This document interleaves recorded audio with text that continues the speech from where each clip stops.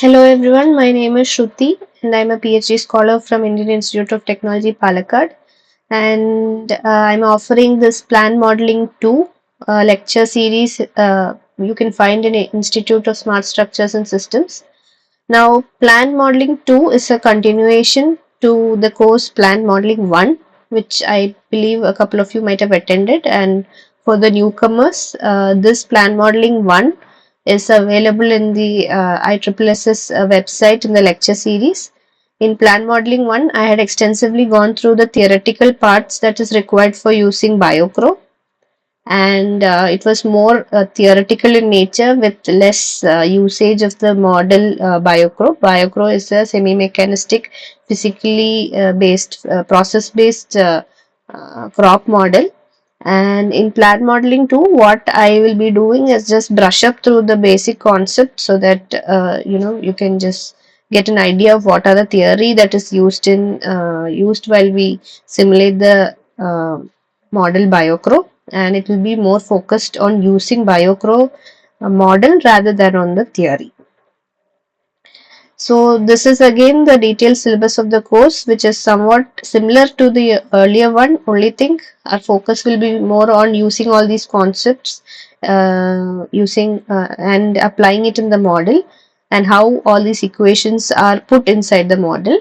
Module 1 will be an introductory session, and from module 2 onwards we will be using the model BioCro, and I also plan to maybe introduce one or two generally used models if time permits, and we'll just brush up through the concepts so that you get reminded of that. If you want to know more details about all of these theoretical parts, you can, the lecture series is available in the uh, IEEE's website. Here I will just be refreshing your memories or just giving an idea of what the theory is being used while making use of the BioCro model. Module 2 is going deeply into the C3 leaf physiology. Then we will talk about leaf scale water relationship, coupling photosynthetic rate and stomatal conductance also at leaf scale, and then leaf scale energy balance. And further, if time permits, we will learn how to simulate plants at canopy scale and also simulate plants at for the entire growing season or a full crop growth of a plant. Again, there is a lot of theory associated to the canopy and the full period plant growth simulations, which maybe I won't be able to explain within the whole of time. But again, I'll say how the simulation is done and include some literature and references where you can go through the concepts on your own.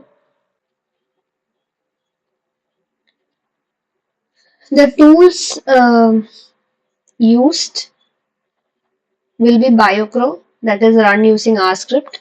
Again, I'll be teaching how to run BioCro, but later on, if you want more details on this, you can use these links to study more about the model, and there is a documentation that helps you familiarize with the initial usage of functions required. There is a documentation that involves all the units of the parameters that are used in various equations in BioCro. If you see the equations that we study, will have the nomenclature a bit different than ones that are used in BioCro. So you can use these documents to understand what parameter which in the equation is used in BioPro, and I will be sharing this with you as well. So, like I said, the first model is an introductory session to plant ecophysiology and the basic leaf structure and an overview of photosynthesis. So, we all need energy in some form or the other. Animals or humans, we feed on plants and other animals to acquire energy for in the form of food, whereas plants cannot move from one place to another in search of food and consume food, so they stand where they are and makes use of energy sources like the sun's energy to convert the carbon dioxide which they take it and convert it into carbon dioxide carbohydrates for survival. Such organisms that make their own food are called autotrophic. So plants are autotrophic, whereas animals and Homo sapiens are all heterotrophic. Now, there are different branches of plant science, and here we are focusing on something called plant ecophysiology. Now, there are plant ecophysiology is a combination of plant physiology, which is basically studying what are the physiological processes that are happening in plants, and plant ecology is studying about how plants interact with the environment and with each other and with other organisms in the environment. Now, other branches of plant science are there called plant biochemistry, which there will be a little bit of it will be included in plant ecophysiology as well, because all of these are not independent of each other. All of these processes are happening in conjunction with each other, but our main focus is on photosynthesis, stomatal conductance, and transpiration, which fall under the plant physiological part. So plant ecophysiology is nothing but a biological discipline that is studying how plant communities along with animals and microorganisms function together in the environment. And it is also known in other names like physiological plant ecology, plant physiological ecology, and plant autocology.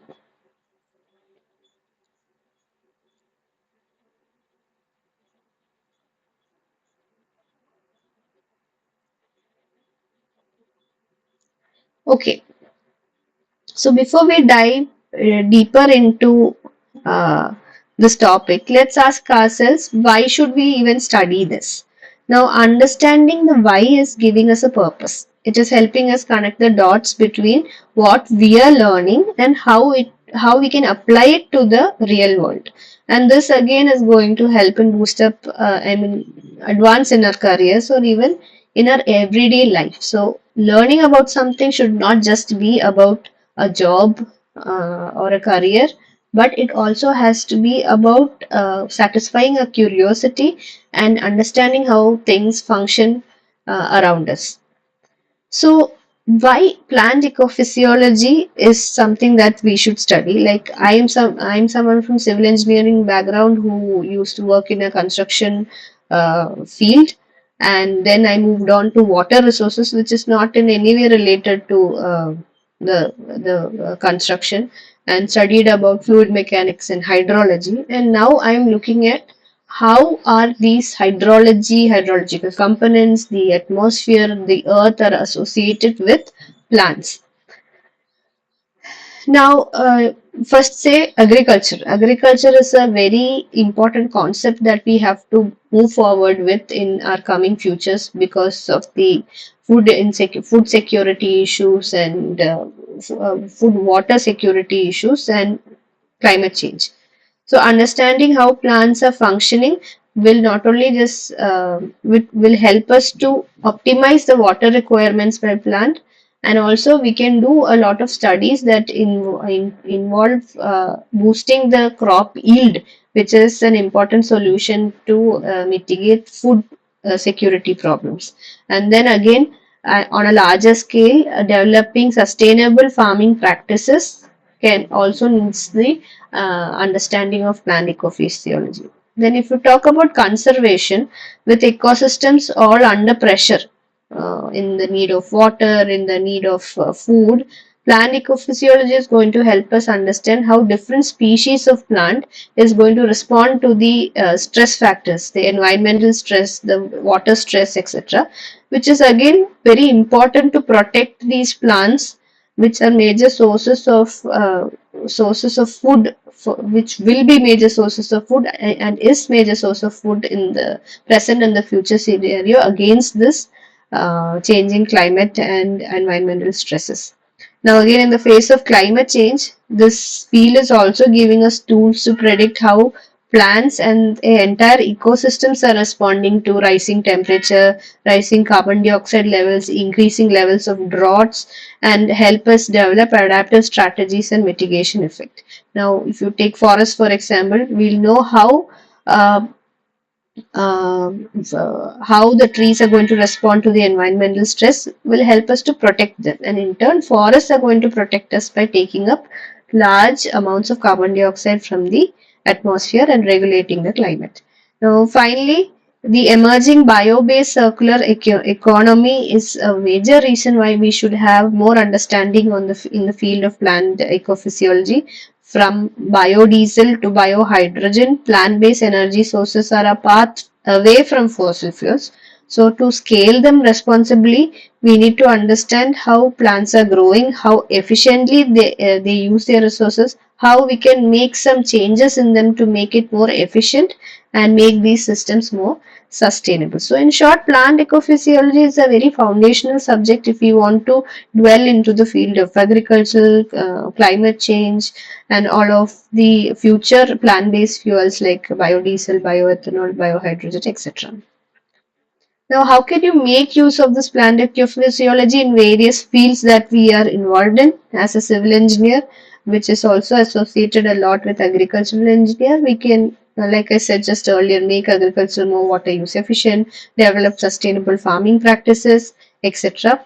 If you look at mechanical engineers and people who work in chemistry, people who work with chemistry, biochemistry, and chemical engineering, they can identify suitable plants with desirable traits that can be in turn used for various fields like biofuels, construction materials, there are a lot of studies that makes use of bacteria in the concrete to make them more stronger as well as eco-friendly. Then electrical engineers can integrate sensors with measurements of key plant physiological parameters. And one such instrument, various instruments are requiring the help. We need the assistance of electrical engineers to develop various instruments and equipments required for measuring key parameters of plants. Then climate consultants again working with crop growth models, evaluate the impact of climate change on plant growth and food security. Then biological people again they can again identify traits and specific processes that are more efficient for the plant.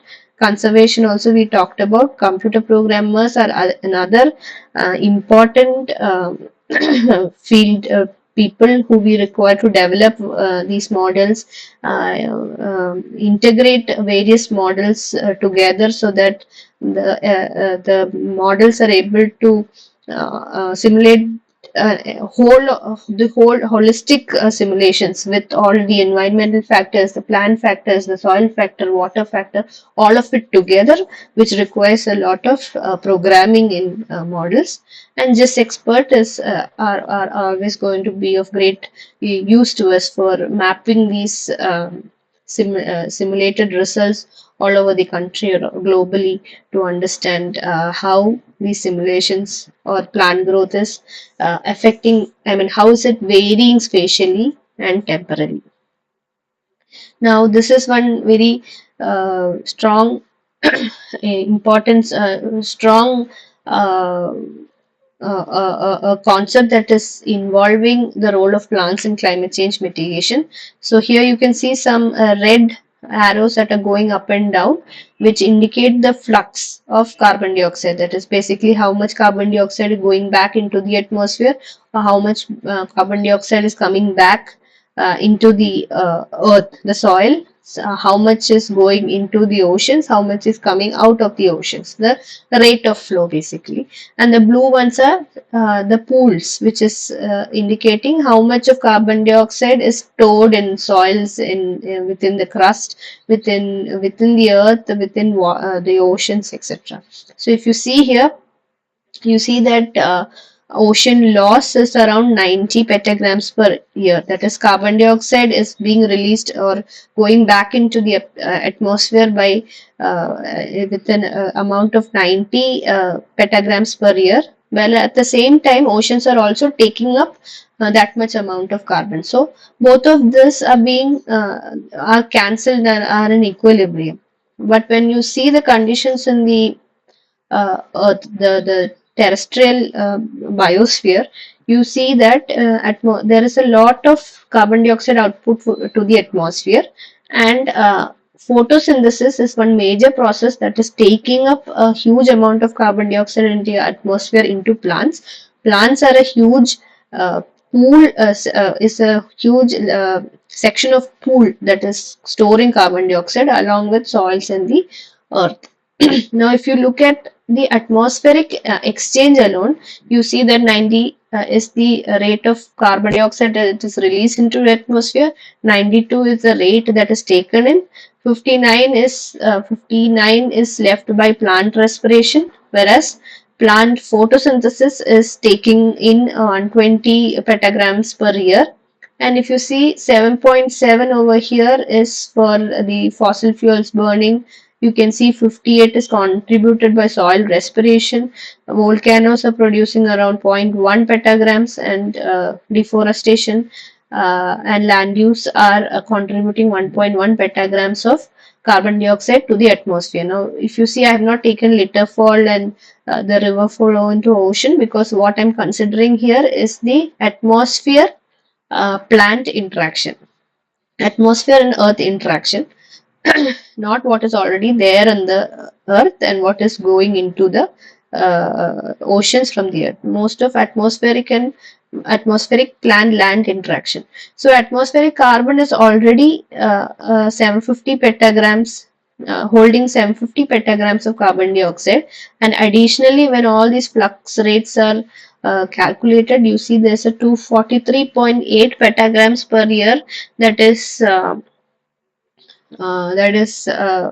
generated in excess and sent to the atmosphere. So this rate of increase in atmospheric carbon dioxide is what is resulting in the global warming, because whatever is there in the atmosphere is not reducing, but in turn it is increasing. It is neither balanced nor is it reducing, but it is increasing steadily. So all these were about why we need to study plant ecophysiology and its connection with a lot of things. Now let's move into core plant, the structure of a plant and what parts of the plant and cells will be studying in detail for the requirement of usage in BioCro. So in general, a plant looks like this. It's a typical structure, and the plant has main parts of a plant: leaves, stem, roots, and flower. Leaves are the major organ that is helping in the food production through the process of photosynthesis, and also it is releasing water during transpiration. All our course will be focused on leaf. Then there is stem, roots, and flowers. Stem is giving support, and it is also transporting nutrients and water from the root to different parts of the plant. Roots are the main source for absorbing nutrients and water from the plants, and flower is the one that is reproducing and giving us yield here. So this is a very interesting website with simplistic information on plant parts which you can go through. Now this from the entire plant to a leaf, the parts of a leaf are all of these. Our focus will be on the leaf blade. Leaf blade is this thin, flat part of the leaf that is typically green in color, and its functions involve photosynthesis, transpiration, and these veins and venules are helping in transporting water and nutrients throughout the leaf. So photosynthesis is nothing but again preparing the food using sunlight, carbon dioxide, water, and transpiration is releasing, that is evaporate water is transported from the plant into the atmosphere through leaves. Now, if you cut this leaf cross-sectionally, this will how a leaf cross-section look like. So, and this is not so big as we see it, but again, if you see under a microscope, you cut a leaf and see under a microscope, you can see that the top part of the leaf is what is called the upper epidermis. Upper epidermis has a coating or a layer called cuticle, which is generally has a function of protecting the leaf against heat and water from soaking of the entire leaf. Then if you go deeper into the cross section, you see some bunch of structures that are held here, and this is called mesophyll cells. Mesophyll cells are of two types: palisade mesophyll cells and spongy mesophyll cells. So you see palisade has this particular structure and it is closely packed, whereas spongy mesophylls are scattered here and there, and you can see that just below the spongy mesophyll cells, you find the lower epidermis. It is in this lower epidermis that you find this thing called stoma or stomata. That is a gap between a gap or small holes on the under part of the leaf for oxygen to come out and carbon dioxide to go inside. And around each stomata there is something called a guard cell that helps in closing and opening of the stomata. So this is basically, and there is xylem and phloem, which is helping in the transport of water and nutrients. So the water required during photosynthesis that we see in that equation is provided by this xylem and phloem, and the carbon dioxide required by during the photosynthesis process is obtained by the plants from the stoma or stomata that is in the lower part of the leaf. Now this air spaces over here is where all this oxygen and carbon dioxide will keep circulating so that it can be used in time when photosynthesis is being conducted. Now, if you see here, this mesophyll cells are the major cells that you see that are the photosynthetic tissues. Now, this is one cell, this is another cell, and a bunch of all these cells together is what we call as tissues. So, mesophyll tissues are the ones which photosynthetic tissues are majorly consisting of mesophyll cells, and that is where a majority of the photosynthesis activity will happen. So again, this is just an explanation of what are the different layers of a leaf of plant. Epidermis, then there is cuticle and stomata at the lower epidermis, and then mesophyll cells. So our focus right now is on mesophyll cells. These mesophyll cells are of two types, these palisade ones which are stacked together, and the spongy mesophyll which is not so stacked but is scattered here and there. So these two cells are the major centers of photosynthesis. Now apart from that, and then another important part is the stomata. Stomata, when it is open, it looks like this, closed it looks like this. When stomata opens, like I said, there is stomata has got two guard cells around it which will open up if carbon dioxide intake, more carbon dioxide is required, and which will close when it has to protect the plant against excessive loss of water through transpiration.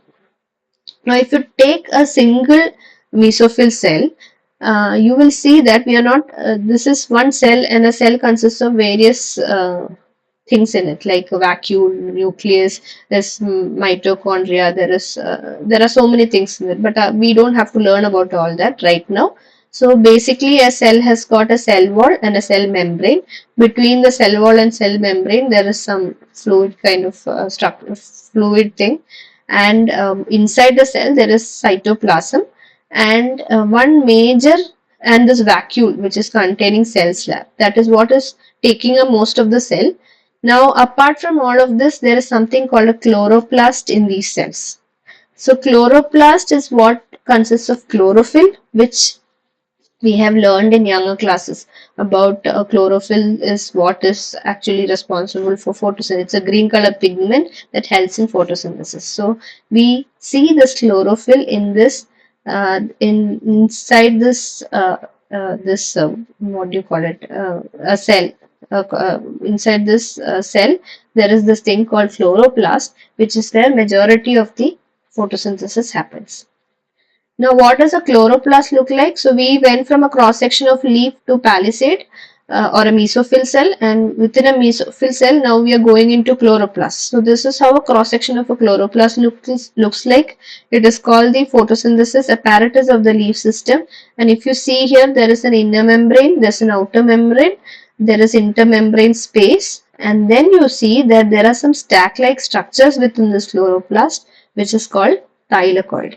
Now, the thylakoid, there are these stacks are then, the whole stack is called a granum, and one of this stack, this coin-like structure in a stack is called the thylakoid. Now, these two grana are connected to each other by something called a stroma lamella. Now our focus is on thylakoid. So here there's again a better cross-sectional view of this, the thylakoid, the stroma lamella, the stroma, the outer membrane, inner intermembrane space, the stroma lamella. Yeah. Now, uh, before we go into thylakoid, the chloroplasts are not just found in mesophyll cells. It is found in a lot of other places. Like apart from mesophyll, I'll say that spongy mesophyll, it is also seen in guard cells. That is the cell, the two bean-like structures that are around the stomata.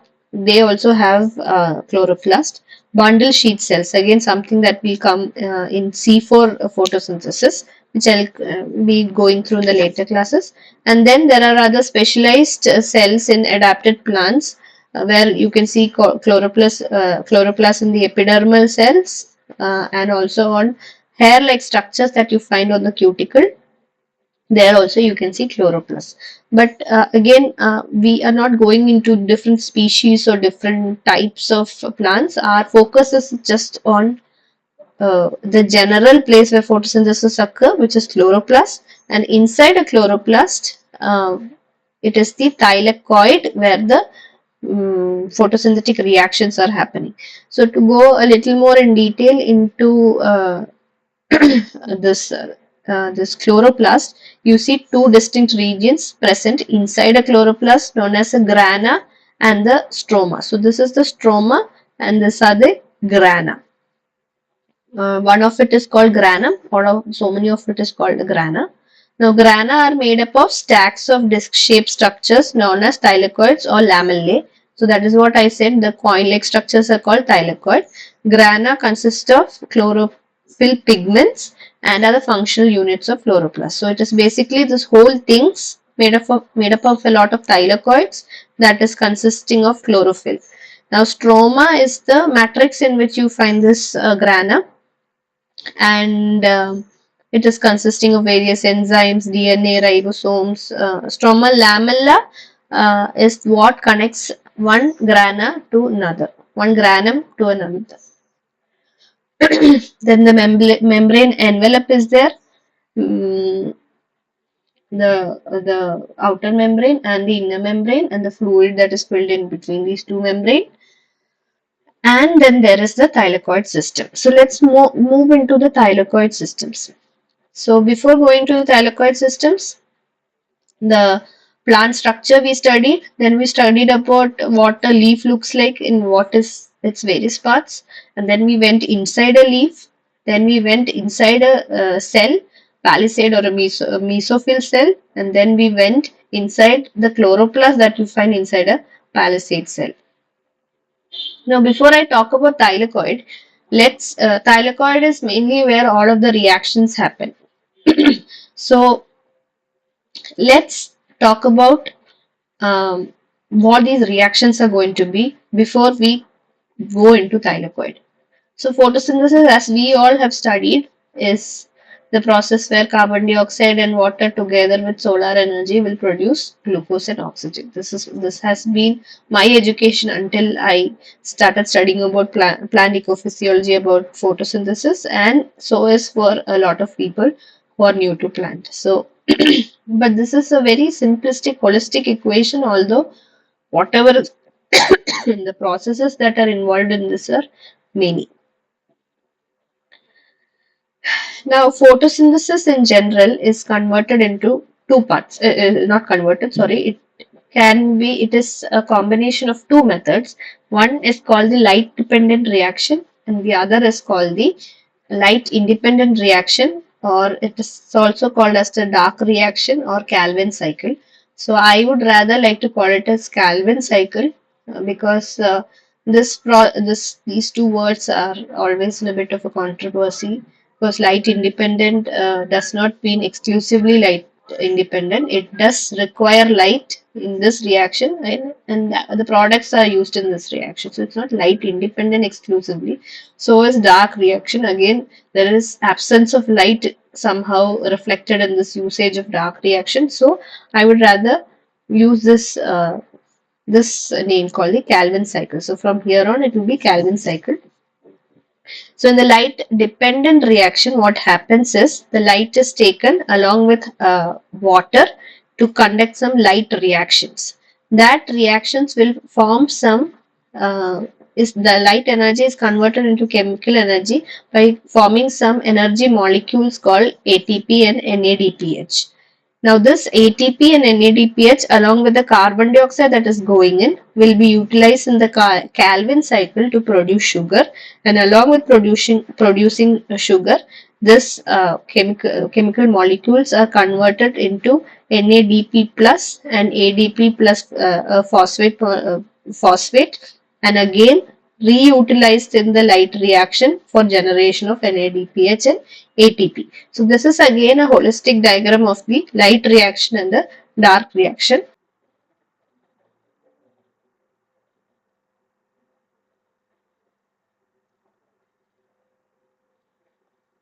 So the light dependent reaction, it is making use of light energy and converting it into chemical energy. In the Calvin cycle, this chemical energy is used to fix carbon dioxide to produce sugar. Now, the location of the light energy, light reaction is in the thylakoid membrane of chloroplast, and the location or where Calvin cycle is happening is in the stroma part of the chloroplast. So this is the chloroplast, and these coil-like structures are called thylakoid membranes, and the outside part where the thylakoid membranes are embedded is called the stroma. Now let's go into what a thylakoid looks like. So a thylakoid is a coin-like structure. If you cut it, the cross section will look like this. It will have a membrane and it will have a fluid medium that is inside the membrane. That this membrane is enclosing, and then you can also see some uh, some labeled things over here, and these are called membrane proteins, integral membrane proteins. So thylakoid membrane is surrounding the lumen. Thylakoid membrane is the place where light dependent reaction is happening, and stroma is where the Calvin cycle is happening. So thylakoid membrane, there are these integral membrane proteins which are playing a very important role in light harvesting and light dependent reaction. And this main four integral protein is what you see here as photosystem 1, photosystem 2, the cytochrome B6F complex, and this pink color thing called the ATP synthase. So these are the four integral membrane proteins that we will study in detail. So this is the thylakoid membrane. These are the proteins that I talked about now. This is where the stroma is, and this is where the lumen is. Now if you see here, this integral membrane protein is called PS2. This is called cytochrome B6F. This is called PS1, and this is the ATP synthase. So let's see what all the functions of these integral membrane protein are. Now PS2 and PS1 are called photosystem 1 and 2, and this is where you will find the chlorophyll pigment. The molecule that is called the chlorophyll pigment is found in these two photosystem. So when light hits the leaf, this light energy first is made use of in this photosystem 2 in oxidizing water. So the water that is absorbed by the plant roots and brought to the leaf is utilized in this way. It is oxidized. It is oxidized in such a way that oxygen, protons and electrons are formed. Now this is the only place in the biological, in the nature system where oxidation is happening without we having to exert some kind of external power or external energy. Oxidation is happening on its own. This is the only place in the entire biological system where this oxidation happens naturally. So when water is oxidized, oxygen is released, protons are released, which is nothing but H plus ions, and electrons are released. Now electrons in this released in this PS2 system is at very high energy levels. It is excited in a very high energy level. So what it does is it jumps from this photosystem 2 to the cytochrome B6F. So as it keeps moving along this cytochrome B6F and then come to PS1, it loses its energy. That is, from high energy states, it will jump, come to cytochrome, then again jump and come into PS1. By the time it reaches PS1, its energy level becomes low. So in order to excite the electrons, this P700, which is a chlorophyll pigment molecule, will absorb light and energize this electron, same as it is done over here. So this electron over here, which is at low energy state, is excited by this P60 molecule chlorophyll pigment that you see inside PS2.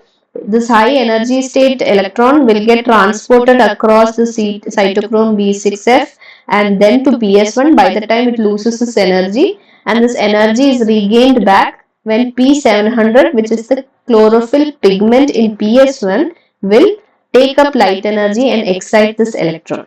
When this electron is excited, what it will do is it will again get transported along here and it will provide energy for this NADP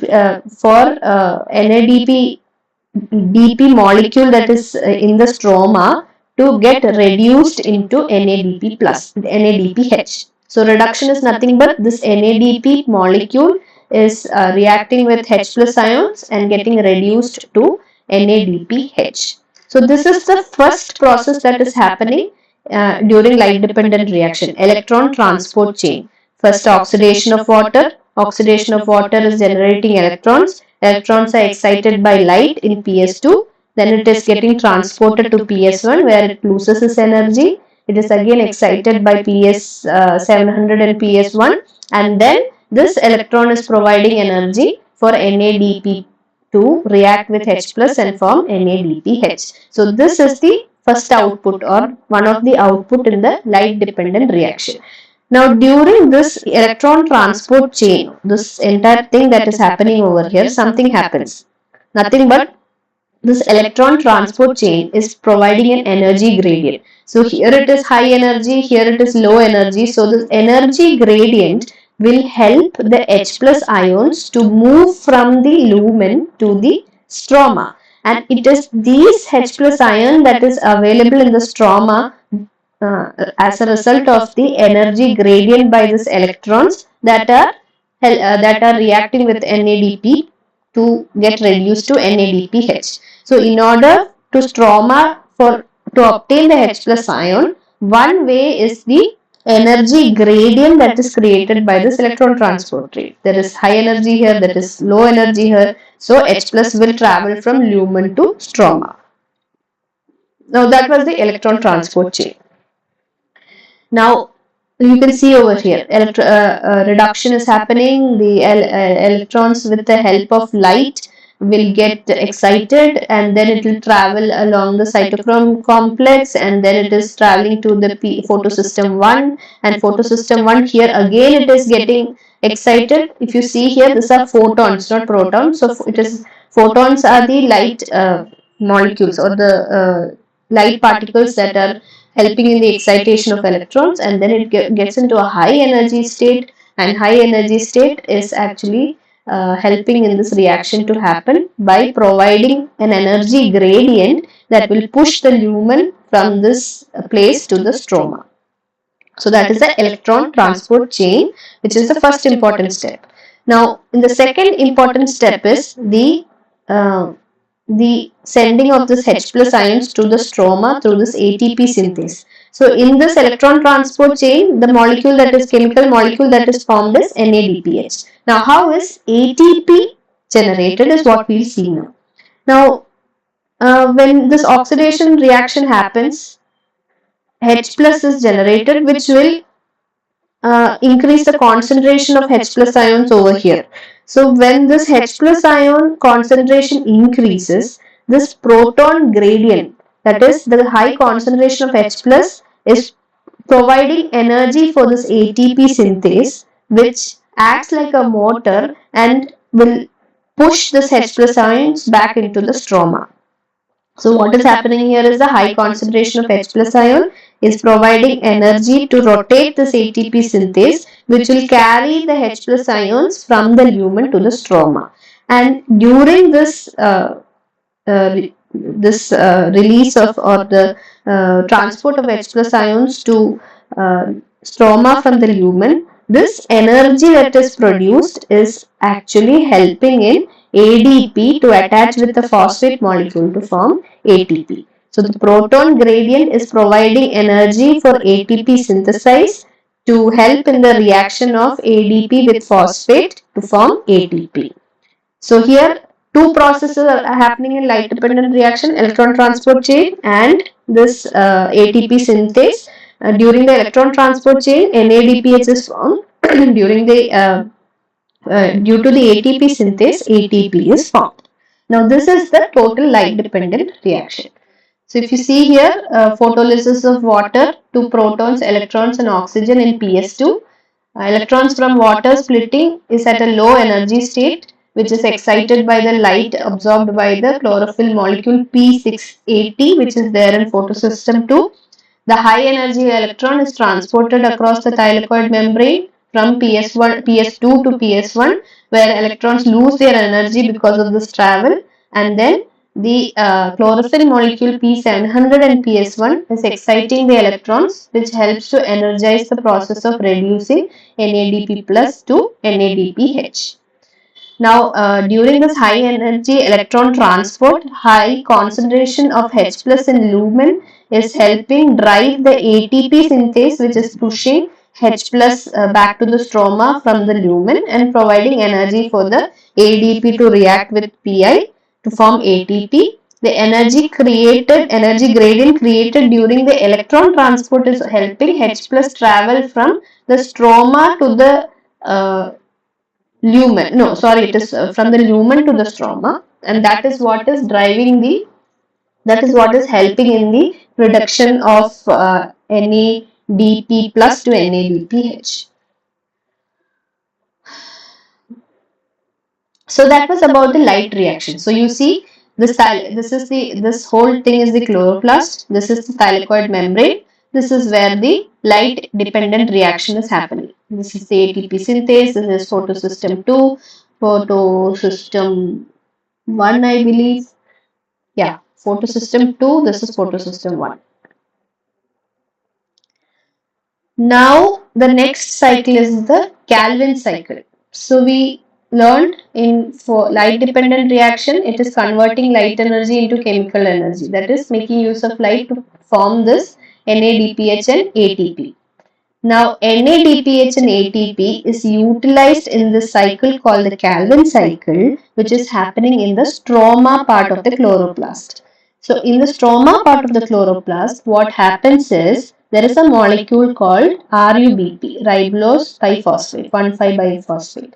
This RUBP molecule will react with carbon dioxide, which is taken up by the plants to form a molecule called 3-PGA, which is 3-phosphoglyceraldehyde.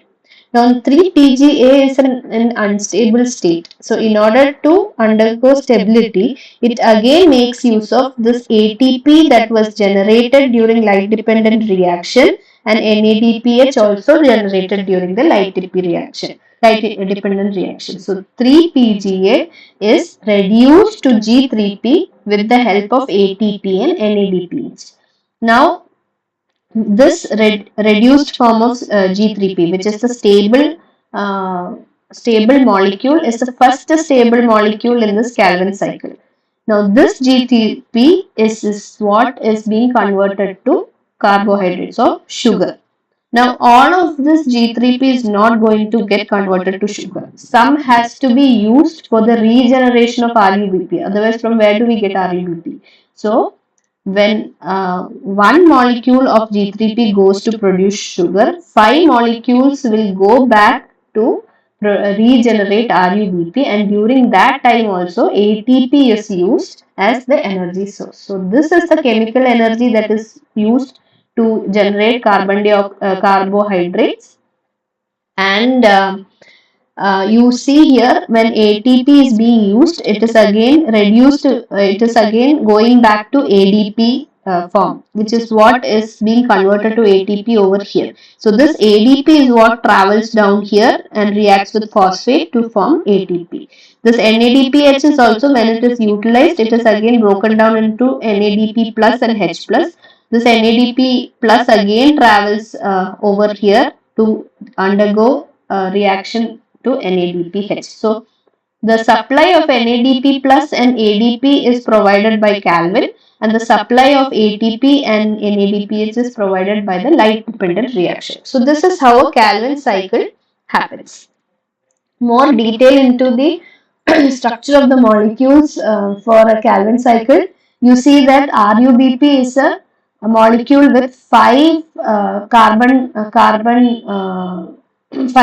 molecules and two phosphate molecules. So this RUBP, when it reacts with carbon dioxide, it will get converted into a three carbon molecule and one phosphate molecule compound, and this is again in a very unstable state, so it is again converted into a stable state of this itself, which is called G3P. We also call it as Ga3P, otherwise G3P.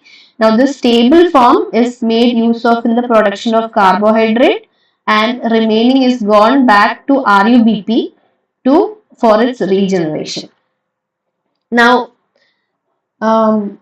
this is what the cycle is. The stage 1 is carbon fixation, stage 2 is reduction, and stage 3 is RUBP, regeneration. So these three are the most important things that we need to keep in mind. But again, to make sense of all the equations or number of molecules produced, this G3P is also called triose phosphate. Again, we will be using that term more frequently than G3P or Ga3P.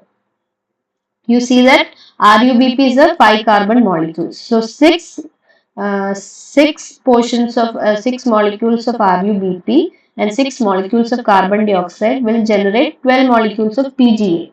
Now 12, this is how the carbon equilibrium is reached. 5 carbon molecules are there in 1 molecule of RUBP. So 6 5 are 30 plus 1 carbon molecule is there in 1 molecule of carbon dioxide. So 6 into 1, 6. So totally this reaction is giving 36 carbon. Now this 36 carbon is converted into PGA, 12 of them each containing 3 carbon molecules, and then again further into G3A, that is G3P, not G3A, glyceraldehyde 3 phosphate. Now this G3P is then utilized, two of the molecules are utilized uh, for forming glucose, which is a 6 carbon molecule. So there is actually 2 of the G3P, means there are 3 to the 6 carbons in it. So 6 carbon goes here, and the remaining 12 minus 2, 10 G3P molecules, each consisting of 3 carbon, that is totally 30 carbon, is used for making a 30 carbon RUBP molecule. That is 6 RUBP molecules with 5 each with 5 carbon 5 carbon molecules. So initially this is what we need, and finally from this reaction you get 6 RUBP. So carboxylation, after that reduction, then after that regeneration is why this is called a Calvin cycle. This keeps on happening like this. So like I said, light independent reaction, dark reactions are all a confusing term. So that is why this cycle was named Calvin cycle. In fact, now it is called the Calvin-Benson cycle, because Melvin Calvin and Andrew Benson are the two great scientists who worked on this cycle. But later on, it is Melvin Calvin who got the Nobel Prize, which was spoke about a lot in public by Andrew Benson. So instead of Calvin cycle, we started acknowledging the cycle in the name of Calvin-Benson cycle, because both of the scientists had contributed immensely into the study of this Calvin cycle, Calvin-Benson cycle. Now what we saw here is RUBP, that is attaching to this carbon dioxide with the help of this enzyme called RUBP oxygenase carboxylase, also called as Rubisco. So Rubisco is the enzyme that is mainly involved in the carboxylation reaction, that is reaction of RUBP with CO2. So in the process of carbon fixation, Rubisco is incorporating carbon dioxide into an organic molecule during the first stage of Calvin cycle. Now, Rubisco is so important to plants that it is making up 30% or more of the protein in a plant leaf. But Rubisco also has a major flaw. That is, it is not only helping RUBP to attach to carbon dioxide, but it also helps RUBP sometimes to attach with oxygen molecule instead. So there is oxygen and there is carbon dioxide in the cross section of leaf, as you see. RUBP will attach to carbon dioxide also, RUBP will attach to oxygen also. When it attaches to carbon dioxide, it is called the Calvin cycle. When it attaches to oxygen, the reaction is called photorespiration. So during the entire photosynthesis process, light dependent reaction also happens, Calvin cycle also happens. But apart from that, there is also another process happening called photorespiration,